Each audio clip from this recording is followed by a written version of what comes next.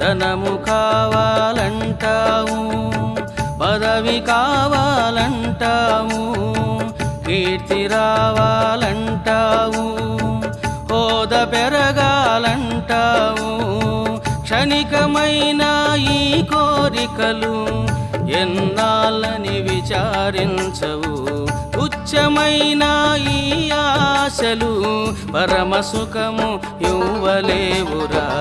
ఎన్ని నాళ్ళు ఈ అజ్ఞానం, ఎన్ని నాళ్ళు ఈ అవివేకం, పరమ గురుని ఆశ్రయించరా. పరమ శాంతిని పొందవే